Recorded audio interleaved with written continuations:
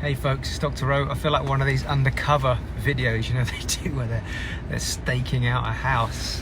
Dark, sun's gone down. I didn't get a chance to do this earlier. I've been driving for quite a lot of time today. Headed up north. I've got an event I'm running this weekend, so just sat at the supercharger doing a quick charge before I go meet my team.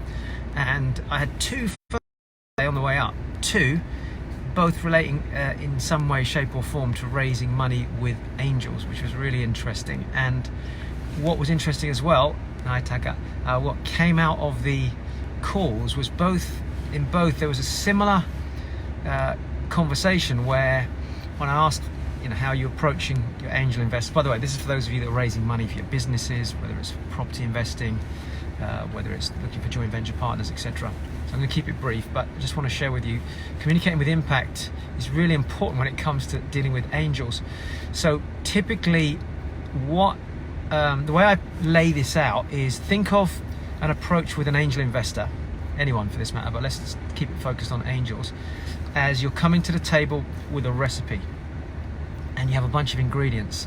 If you put the ingredients into the bowl and mix it the right way, and then take that mixture and then put it in the oven for the right amount of time, you will get whatever it is, a nice cake or some nice bread or whatever you're making.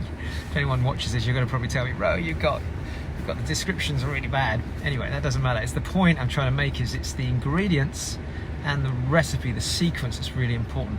The same thing with any form of communication. And those of you that have been following me, if you haven't done so already, just remember, by the way, the 28th or the 29th, whenever it is, in a couple of days' time, the early bird offer finishes for the CWI event, which is happening in June 26th, 27th, 28th. So, get yourself registered for that if you haven't done so already. Otherwise, you can come and join me on my workshop on the 21st, which is only £15, and it's for an afternoon into the evening.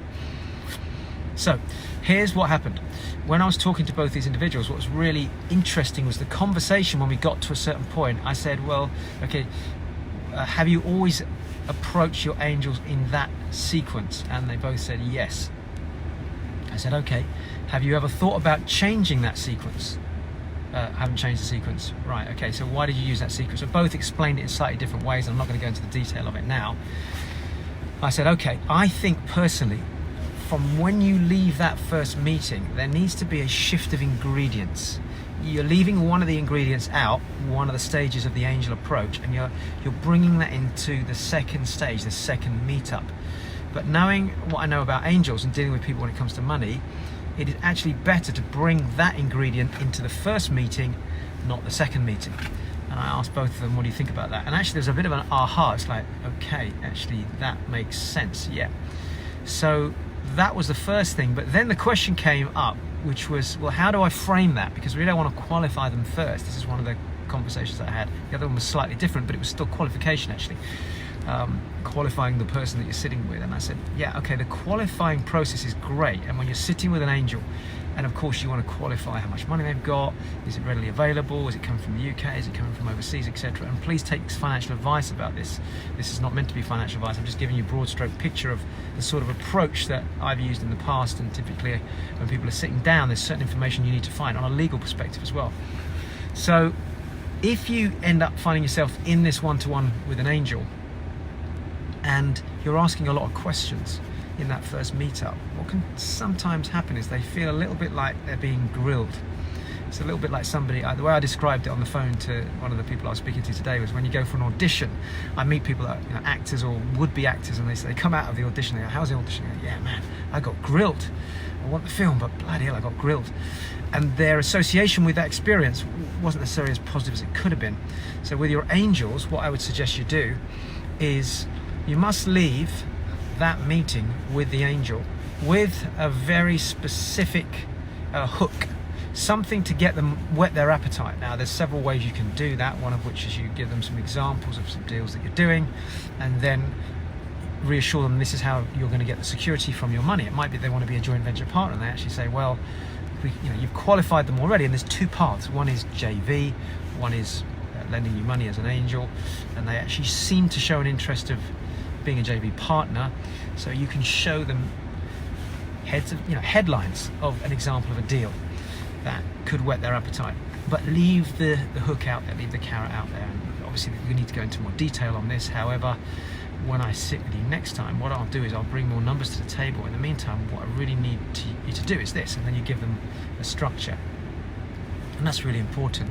I've actually just recently put together some slides for a webinar, and you might want to look out for that. I'm sure you'll see some advertising for this coming up very shortly. And in the webinar, I finished the webinar with a 5-step process of exactly that, walking into and then how you exit a meeting with an angel. So the main message before I unplug the car and head off up north again is make sure that when you're looking at your stages, the steps that you're going through when you're talking to an angel, make sure those ingredients are in the right sequence. In other words, the recipe is do this first, do this next, do this second, do third, fourth. And if you've not been having a lot of success, press pause and go back and, to start with, look at 2 things. Certainly one is the sequence, and secondly, your language. So this is where communicating with impact is so important. What if you're using words, sentences, tonality?